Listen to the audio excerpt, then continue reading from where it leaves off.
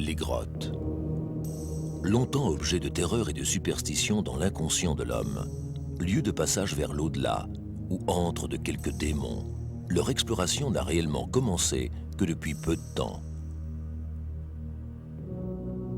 Le courage et parfois le sacrifice de spéléologues, de scientifiques et de plongeurs permettent aujourd'hui de mieux comprendre le fragile équilibre du milieu souterrain. Un équilibre souvent menacé par l'activité de l'homme, tant en surface que sous terre. Car les grottes sont un milieu conservatoire qui permet de préserver, pendant des milliers d'années, un patrimoine essentiel qui se lit comme un grand livre d'histoire de notre terre. C'est dans les grottes que l'on trouve les plus belles œuvres pariétales, les plus importants vestiges paléontologiques, mais aussi les plus beaux ensembles de cristallisation naturelle. Avec son équipe de cinéastes et de spéléologues, Philippe Axel part à la recherche de ces endroits extraordinaires pour mieux comprendre cette face cachée du continent européen.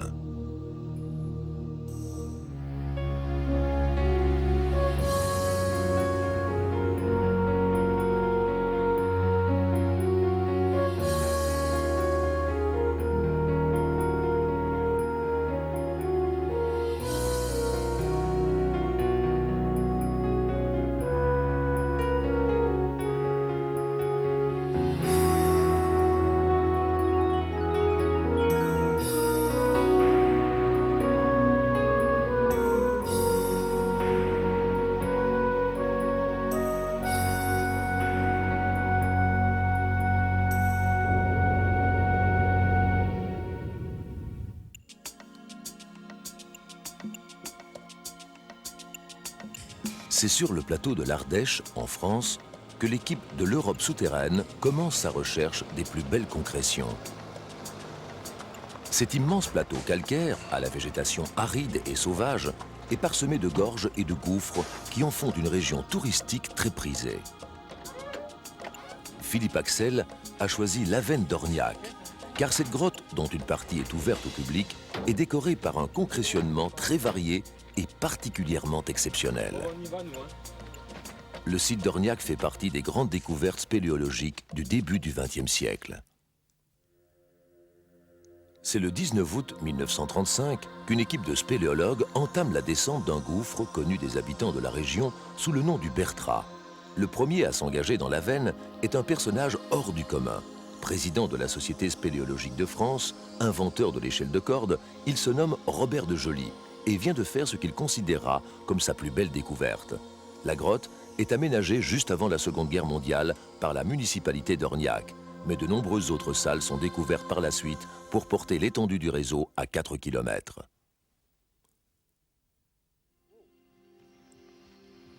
L'équipe entame la descente de l'Avène par l'entrée historique. De nos jours, cordes et descendeurs remplacent avantageusement les échelles souples inventées par Robert de Joly. Le terme Avène est souvent utilisé pour des grottes situées sous un plateau calcaire dont l'orifice s'est ouvert par effondrement de la voûte au plafond d'une grande salle que l'on pénètre verticalement.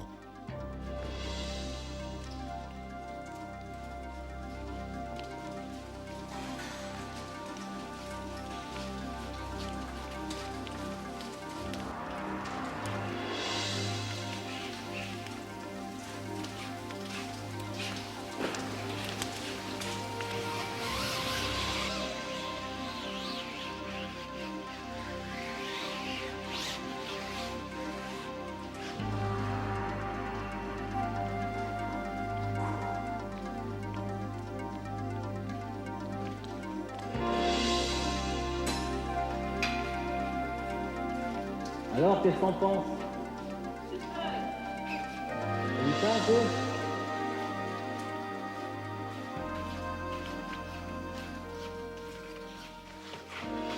Le cône des boulis situé à la verticale de l'entrée est le résultat d'effondrements successifs.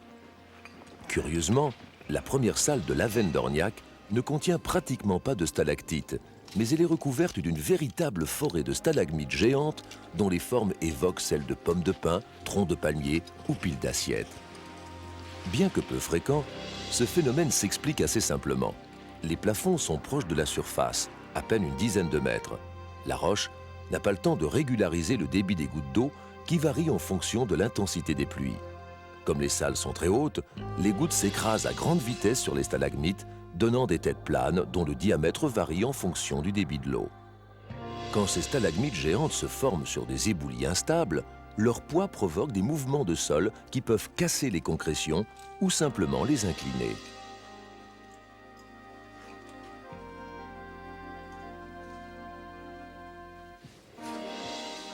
Plus bas dans la salle, Jean-Marc et Florence rencontrent un immense buffet d'orgue. Ici, les plafonds épais permettent la formation de stalactites qui finissent par rejoindre les stalagmites pour devenir des colonnes.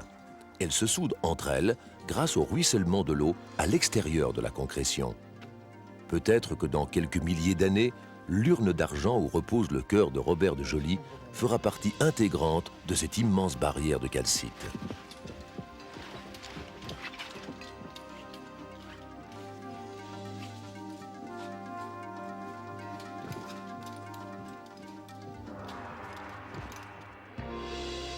Cette forêt de stalagmites est entièrement composée de calcite.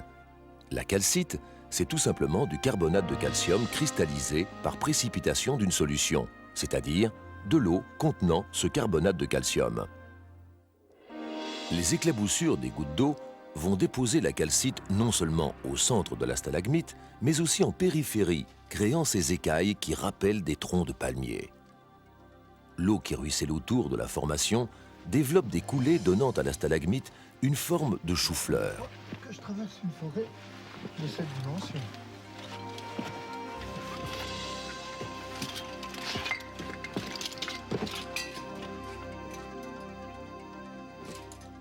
Contrairement à ce que l'on raconte souvent dans les visites touristiques, les concrétions n'ont pas une croissance régulière et mesurable. En réalité, il n'existe pas deux concrétions au monde qui poussent à la même vitesse. Leur croissance est essentiellement liée aux conditions climatiques en surface, à la fissuration de la roche, mais aussi à l'atmosphère de la cavité. Pour emporter avec elle le carbonate de calcium contenu dans la roche calcaire, l'eau doit devenir acide. Cette acidité se forme grâce au gaz carbonique présent dans les couches supérieures du sol.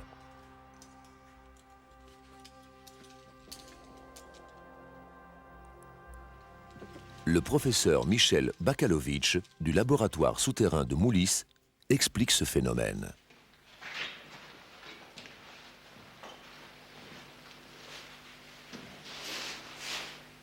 C'est toujours étonnant de voir ces grandes grottes dans un calcaire qui est massif et absolument sans trou. On en fait d'ailleurs des marbres de cheminée, c'est complètement imperméable, on n'y passe pas. Pour qu'elle passe, l'eau, il faut des fissures, et le calcaire est très fissuré, il laisse passer l'eau. Et cette eau, en fait, elle a traversé le sol, elle a dissous le gaz carbonique qui est produit par la végétation. Et ensuite, ce gaz carbonique et cette eau, c'est un acide. Et l'acide se met à élargir les fissures. Et alors, on voit apparaître d'abord des petits trous, comme ceci. Et puis, certains de ces petits trous deviennent beaucoup plus grands en profondeur et on se retrouve avec ces grandes salles qui représentent une continuité, une rivière souterraine, et l'eau peut y circuler très librement. Ce gaz carbonique, il existe dans toutes les fissures, entre le sol et la grotte, dans des teneurs quelquefois très importantes. Et puis, quand l'eau arrive dans la grotte, et bien brusquement, cette eau va se retrouver dans une atmosphère qui est pauvre, qui est nettement plus pauvre en gaz carbonique, puisque le gaz carbonique s'en va vers l'extérieur. Et elle va perdre son gaz carbonique. Mais comme c'était le gaz carbonique qui avait permis la dissolution du calcaire, l'eau va perdre aussi son calcaire. Et le calcaire va se déposer. Alors si l'eau sort tout doucement de la roche, le dépôt va se faire au plafond ou sur la paroi, et puis on aura à ce moment-là une stalactite ou une draperie. Si l'eau coule assez vite, le calcaire ne va pas être perdu au plafond parce que l'eau n'y sera pas restée assez longtemps et ça va se déposer au sol. Et à ce moment-là, au sol, on aura par exemple des stalagmites qui sont des constructions qui montent comme ça au-dessus du sol.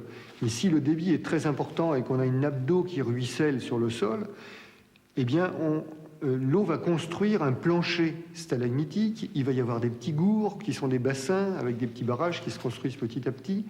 Et puis dans les gours, l'eau va perdre progressivement encore du CO2 et du calcaire. on va voir apparaître à la surface de l'eau un petit voile de calcite flottante.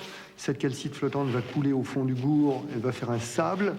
Quelquefois, on a des gouttes qui tombent du plafond, qui viennent perturber l'eau de ce gourd, ça va faire tourner des grains de sable qui vont construire des couches concentriques de calcaire. Et à ce moment-là, on va voir apparaître des perles. Franchissant un rideau de draperie géante, l'équipe descend de plus en plus bas dans la grotte pour rejoindre les salles rouges.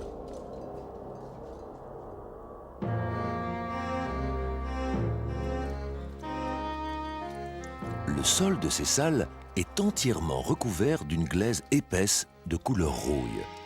Une glaise qui était sculptée par les gouttes d'eau pour former cet étrange paysage.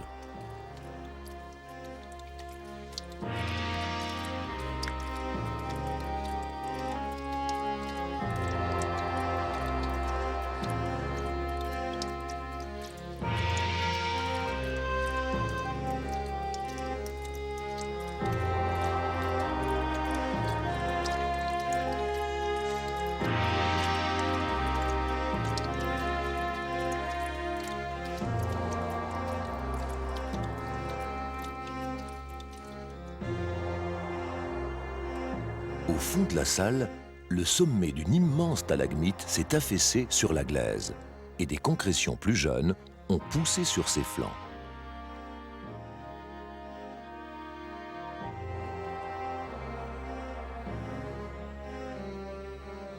Il n'est pas possible de mesurer avec précision l'âge de cette concrétion, car les datations à l'uranium-thorium ne peuvent remonter au-delà de 400 000 ans. Mais au vu de la formation géologique de la salle, on peut estimer que cette stalagmite a commencé sa croissance il y a plus de 20 millions d'années.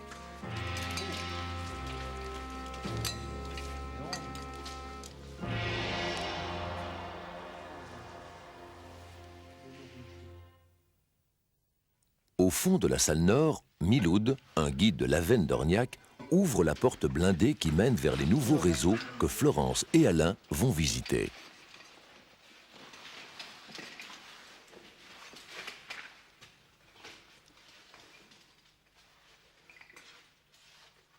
Ces salles, découvertes en 1965, représentent la plus grande partie de la grotte.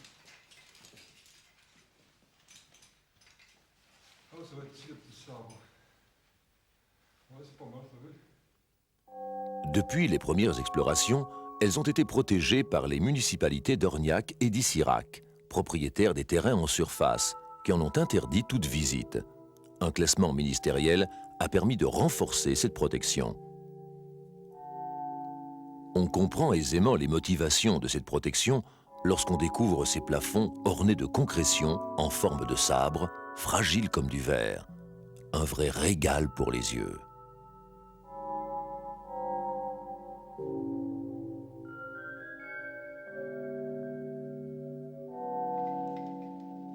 Autre forme étrange, les disques de calcite. Ici, le disque est prolongé par une draperie et surmonté de quelques belles perles. Ces disques créés par un jet d'eau sous pression peuvent avoir un diamètre allant jusqu'à 3 mètres.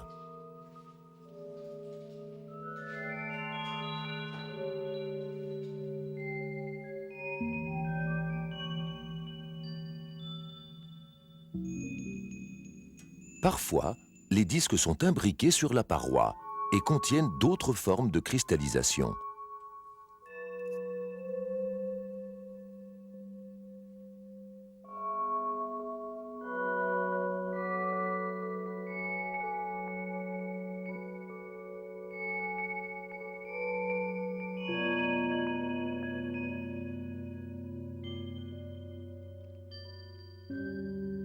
À l'intérieur de ce gourd, aujourd'hui asséché, des concrétions se sont développées sous l'eau.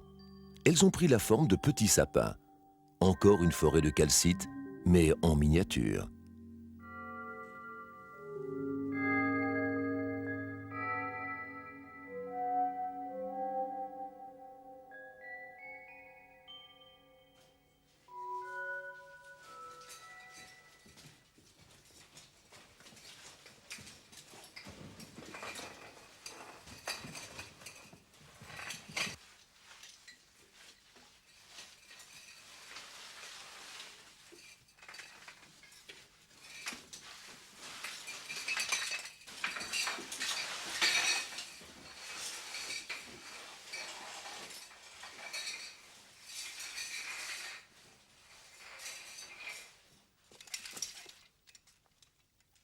Dans la deuxième salle, immense comme toutes les salles d'Orniac, un talus d'argile permet d'approcher le plafond.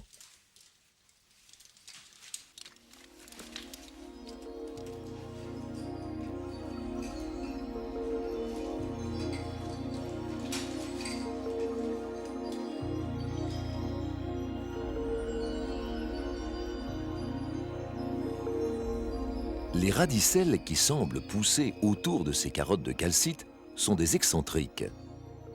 Des excentriques que l'on retrouve sur toute la superficie du plafond.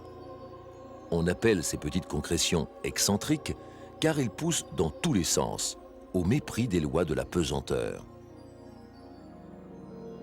Toutes les hypothèses ont été émises sur l'origine de leur formation, depuis l'influence des courants d'air jusqu'à l'action de bactéries souterraines.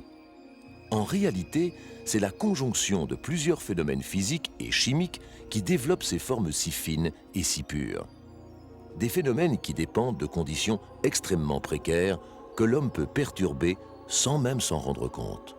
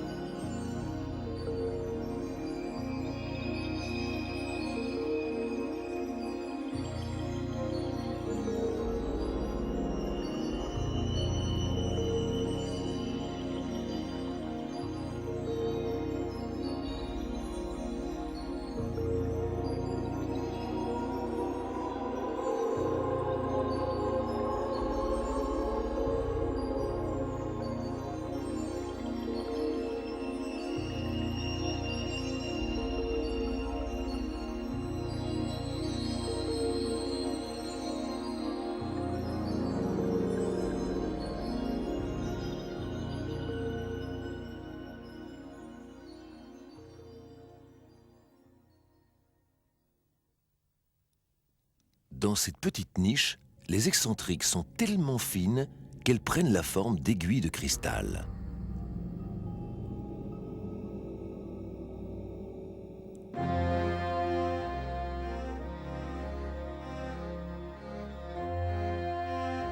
La présence de ces milliers de petites concrétions au plafond témoigne d'une grande fissuration de la roche. Toutes ces gouttes d'eau marquent également le sol.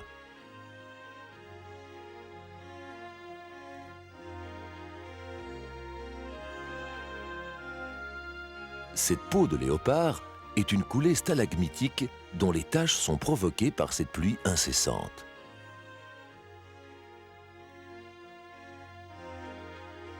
Pour ne pas salir cette surface parfaitement lisse, Florence a retiré sa combinaison.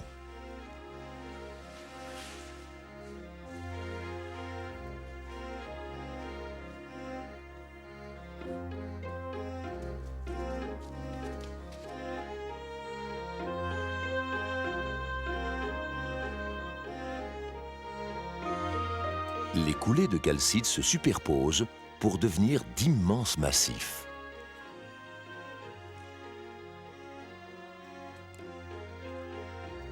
Derrière l'un de ces massifs, Florence et Alain découvrent une salle tout à fait exceptionnelle.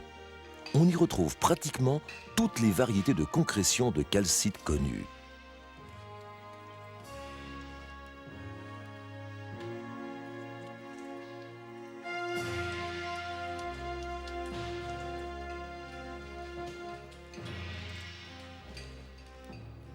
Surplombant de longs cierges aux formes classiques, les excentriques se sont développés sur des centaines de mètres carrés.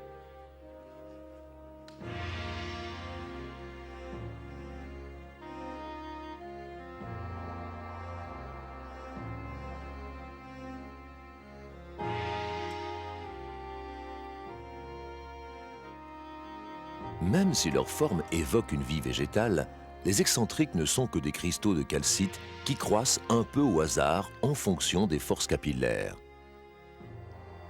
L'eau qui s'insinue très lentement par des pores microscopiques ne peut plus former de gouttes. Elle n'est donc plus soumise à la gravité et les dépôts se construisent dans toutes les directions. La croissance, peut aussi être influencée par une impureté qui bloque le canal central. L'eau cherche un autre chemin pour s'échapper et la cristallisation s'effectue dans un sens différent. Dans certains cas, l'eau continue à circuler à la surface de la concrétion sous la forme d'un film invisible à l'œil nu. Seules jouent les forces de tension superficielle. Comme toutes les concrétions, les excentriques peuvent être de différentes couleurs.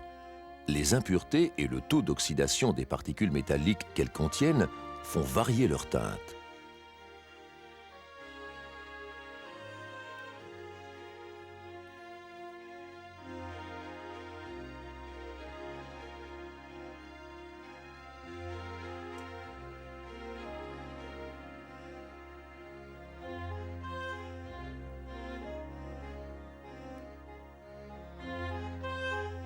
Bien que relativement courantes, ces concrétions ont toujours fasciné les visiteurs des grottes. Elles sont devenues la proie rêvée pour les collectionneurs en tout genre. Pourtant, une fois à la surface, elles perdent rapidement leur éclat et se dessèchent pour ne plus ressembler qu'à un vulgaire morceau de calcaire.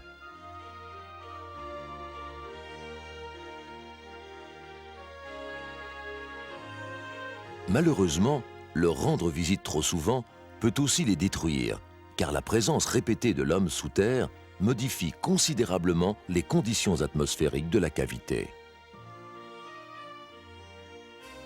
Toutes ces formes se développent dans la solitude et l'obscurité la plus totale.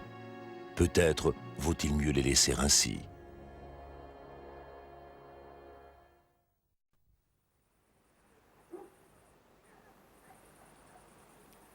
À l'extrême sud-ouest du Massif central, en France, les montagnes noires renferment de nombreuses cavités, dont la plus importante s'ouvre près du petit village de Cabrespine, à mi-hauteur sur le flanc du Roc de l'Aigle.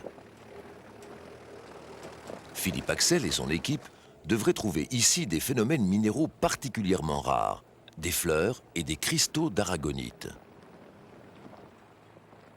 Ils ont rendez-vous avec Aimé Mallet, un véritable passionné qui connaît ce réseau comme sa poche et y consacre une grande partie de son temps. Salut, comment ça va? La piste, c'est pas trop bien. Ça a été un peu chaotique. J'ai pris mon chien. Viens là.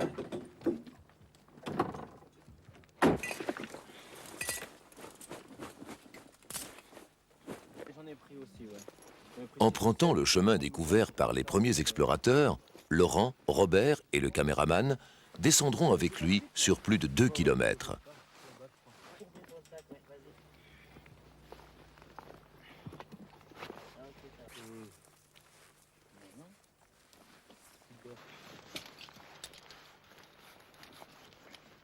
Si c'est prêt pour vous, hein, on peut y aller quand vous voulez.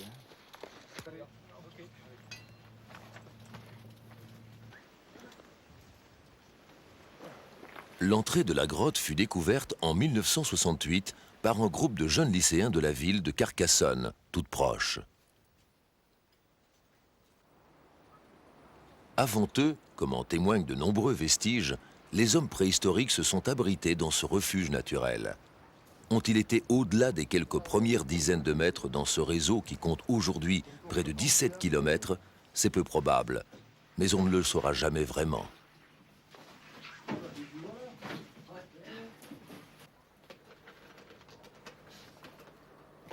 Balou est intrigué par la préparation des lampes à carbure, ces curieux cailloux qui dégagent de l'acétylène lorsqu'ils sont mis en contact avec de l'eau.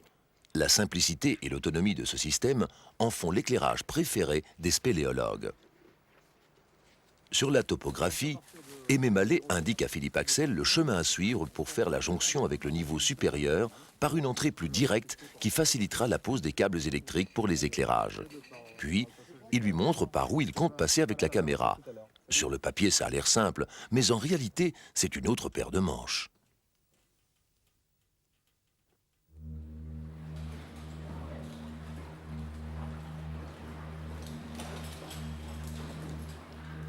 Après avoir descendu une longue galerie, l'équipe rejoint la rivière souterraine de la grotte de Cabrespine.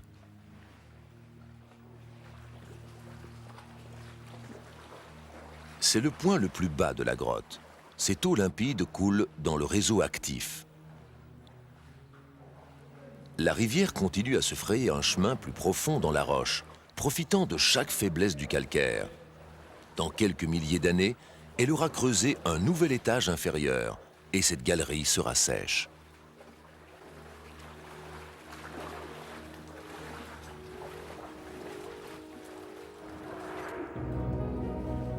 Le concrétionnement massif qui décore ce passage est provoqué par l'infiltration des eaux de surface à travers des millions de fissures microscopiques. Il est essentiellement constitué de calcite, une cristallisation du carbonate de calcium.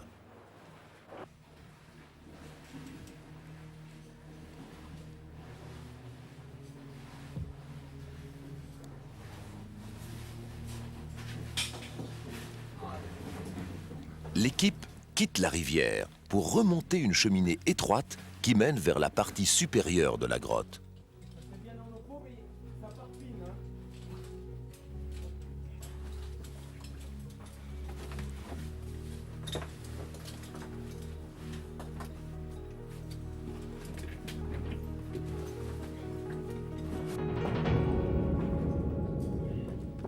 Ils émergent au fond d'une salle aux proportions gigantesques. C'est grand, hein? Ouais. On va attendre Alain là, un petit peu parce qu'avec sa caméra, il doit... C'est la grande salle? Alain va arriver là. 2-3 minutes le temps de... Montre-la tout. Alors, amenez ça. Profitant de cet instant de répit, Aimé montre à Robert et Laurent le trajet qui reste à parcourir pour atteindre les plus anciennes salles.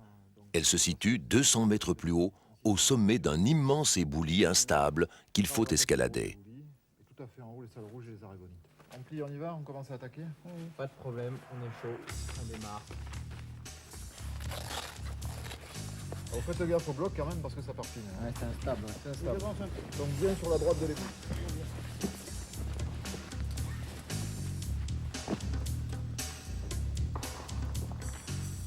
Ce gouffre aux dimensions impressionnantes a plus de 250 mètres de hauteur. On pourrait y loger sans problème les 2 premiers étages de la Tour Eiffel.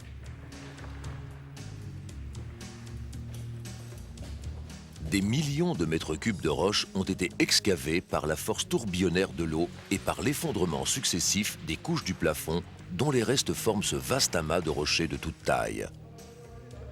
L'escalade est très dangereuse. Le moindre faux pas peut entraîner un éboulement des blocs qui emporterait les grimpeurs.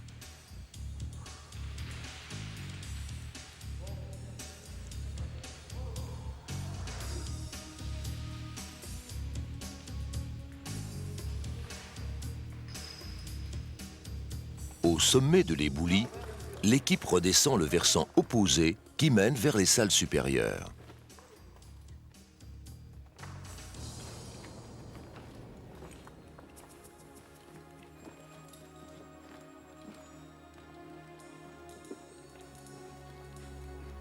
La physionomie de la grotte change complètement.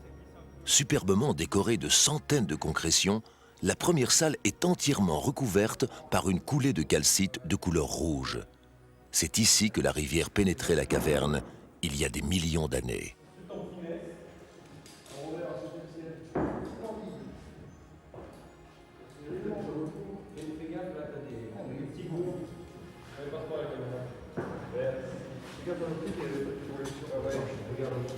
On regarde un peu les excentriques là.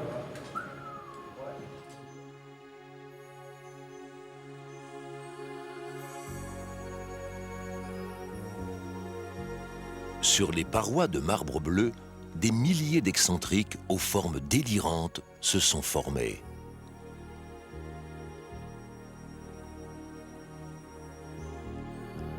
Les excentriques de Cabrespine sont particulières. Elles sont formées à la fois de calcite, comme celle d'Orniac, mais aussi d'aragonite, qui se développent en petits cristaux fins.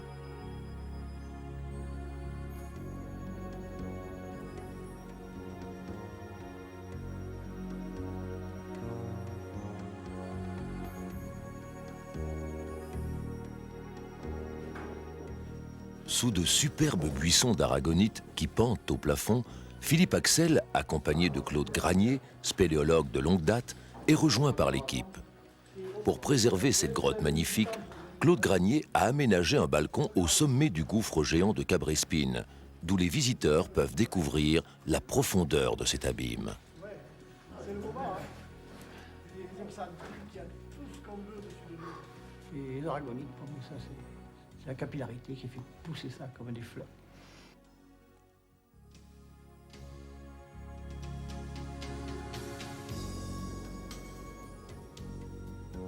L'aragonite. Ces merveilleux cristaux, dont les formes ressemblent parfois étrangement à du corail, sont extrêmement rares. Ces concrétions n'existent que dans quelques dizaines de grottes parmi les centaines de milliers de cavités qui parsèment l'Europe. L'aragonite est aussi composée de carbonate de calcium, mais sa cristallisation est différente, ce qui lui assure des propriétés distinctes et des formes très variées. Elle est moins stable que la calcite et particulièrement sensible aux changements de climat.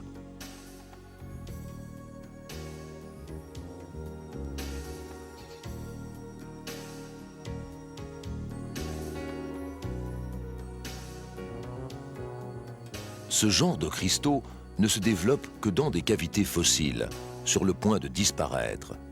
Ces salles extraordinaires sont condamnées. Une double mort provoquée par les éboulements et parallèlement par le développement des cristaux qui bouchent définitivement les galeries. Plus les grottes vieillissent, plus elles s'embellissent. À la veille de leur mort, elles se parent de leurs plus beaux manteaux. Heureusement, cette agonie, brève à l'échelle géologique, représente de nombreuses générations pour les êtres vivants.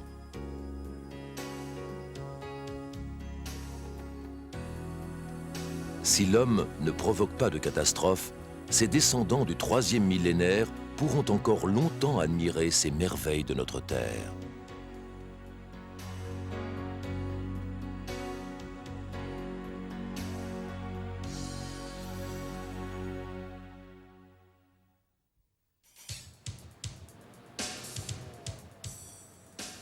Philippe Axel rejoint son équipe dans les Pyrénées pour filmer l'une des grottes les plus exceptionnelles du monde, dont l'emplacement exact est tenu secret. Sur place, les techniciens se préparent à transporter le matériel d'éclairage et à dérouler plus de 3 km de câbles dans les galeries.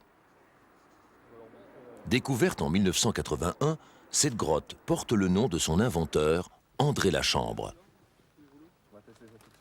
Ancien mineur dans les charbonnages de Lorraine, André Lachambre, que ses amis appellent Dédé, n'a commencé la spéléo qu'en 1973. Mais son expérience de mineur fait rapidement de lui le spéléo le plus chevronné de toute la région. Il ne découvre pas moins de 94 cavités en quelques années, utilisant plus souvent la barre à mine et l'explosif que les moyens classiques de prospection. Pendant des années, il est persuadé de l'existence d'une grande cavité dans cette partie de la montagne. Il découvre une mince fissure dans laquelle le petit doigt passe à peine. À grand renfort d'explosifs, il élargit le passage et en une seule journée, accompagné de Bruno Mitchaville, réalise près d'une dizaine de kilomètres dans cette grotte qui s'appelle aujourd'hui le réseau Lachambre. Un véritable coffre-fort. 2 fois, ouais, le coffre-fort. Ça y est, voilà. Nous y sommes. Et ça y est. L'entrée du réseau est protégée par une impressionnante porte blindée, une mesure de protection fournie par le ministère français de l'Environnement.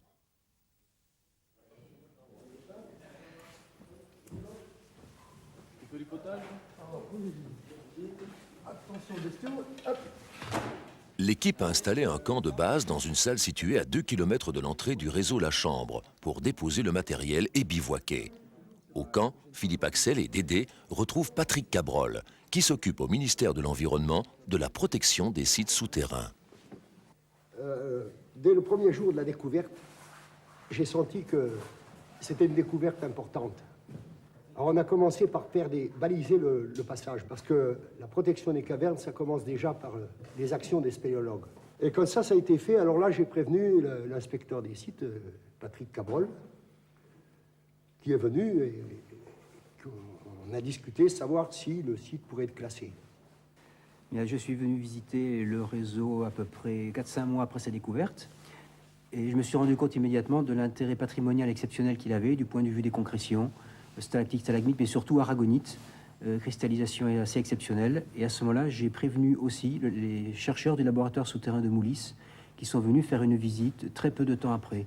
Tous ensemble, nous avons pris conscience de la nécessité de mettre en place une protection beaucoup plus forte de cette grotte. Et nous avons envisagé à ce moment-là une protection juridique en accord entre les spéléologues qui avaient découvert la cavité, les propriétaires, les scientifiques et l'administration.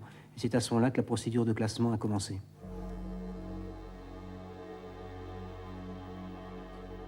La protection dont bénéficie le réseau La Chambre est déjà très largement justifiée par la finesse et la fragilité de concrétion incroyables, comme ces filaments de cristaux, parfois plus fins qu'un cheveu. La simple présence de l'homme peut modifier les conditions très délicates nécessaires à la formation de ces formes extraordinaires.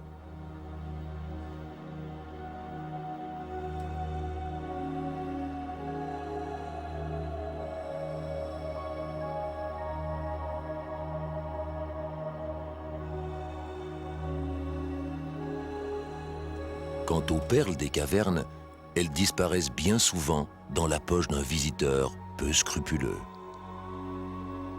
Ces concrétions ne résisteraient pas longtemps à des visites fréquentes. Mais le réseau La Chambre cache un trésor encore plus fabuleux. Par une petite galerie supérieure, Dédé emmène l'équipe à la découverte de sa grotte secrète, qu'il a appelée les Canyons Blancs. On y arrive. C'est ça les camions blancs? Ouais, non, vous,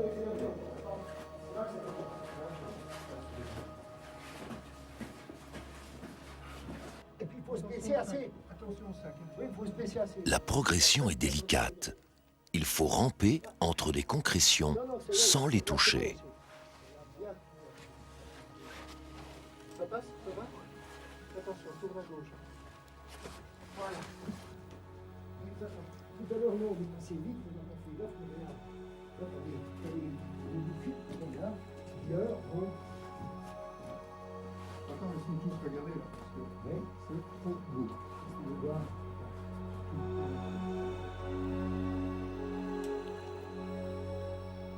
Dans cette première partie des canyons blancs, les concrétions classiques en calcite, stalactites, draperies et fistuleuses sont recouvertes de fins cristaux d'aragonite qui forment de petits oursins ou des fleurs d'une transparence extraordinaire.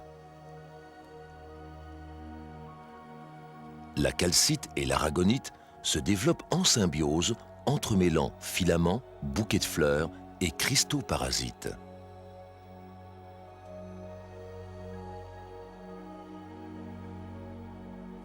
Ce sont des concrétions très jeunes, ne contenant que peu d'impuretés, ce qui leur donne une blancheur éclatante.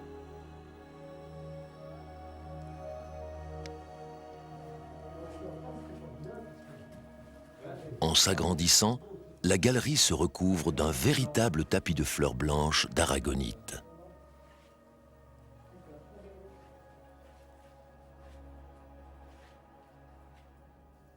À l'extrémité des aiguilles de cristaux, de petits flocons laiteux sont accrochés aux fleurs.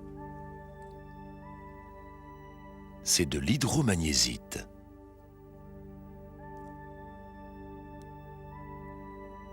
Essentiellement composé d'eau et de fines particules blanches, l'hydromagnésite est une substance extrêmement rare, dont l'on ne trouve que des quantités de l'ordre du gramme dans la majeure partie des grottes qui en contiennent.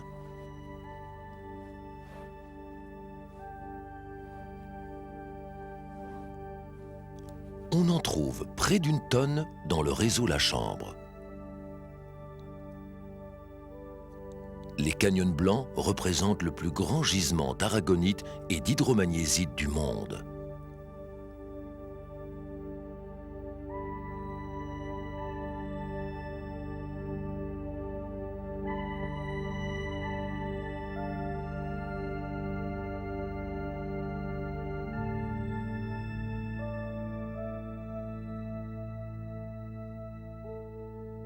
vois, ça c'est des morceaux de calcite, comme on a vu tout à l'heure.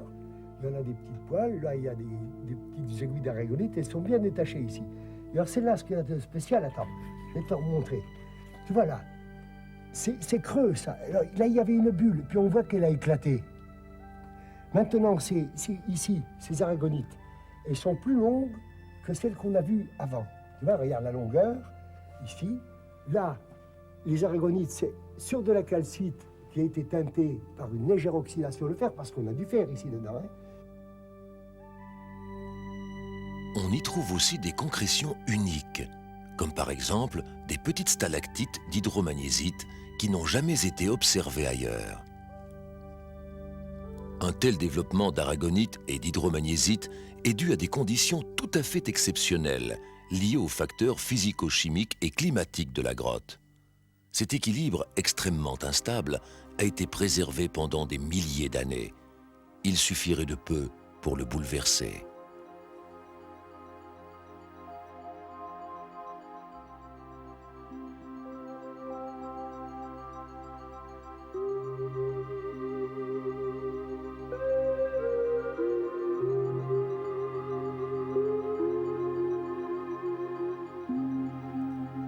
Au fond d'une galerie, un gourd, véritable petit lac, se niche dans un écrin de concrétion. C'est le lac Lise. Ce gourd est rempli des eaux de ruissellement qui ont formé les cristaux qui l'entourent.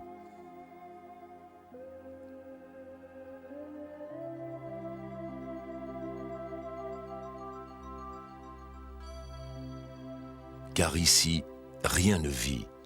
Toutes ces formes merveilleuses ont été formées par l'eau et la roche, sans aucune intervention d'un quelconque organisme vivant.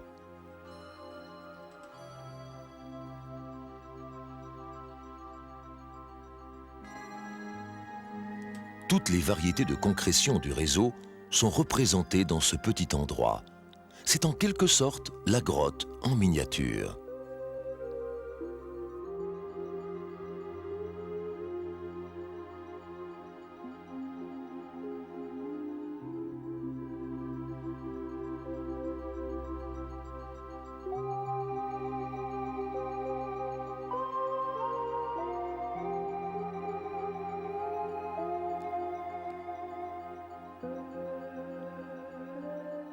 Sur les 17 km topographiés du réseau La Chambre, les canyons blancs font 2,5 km.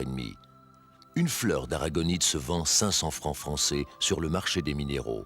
Cette galerie en contient des millions.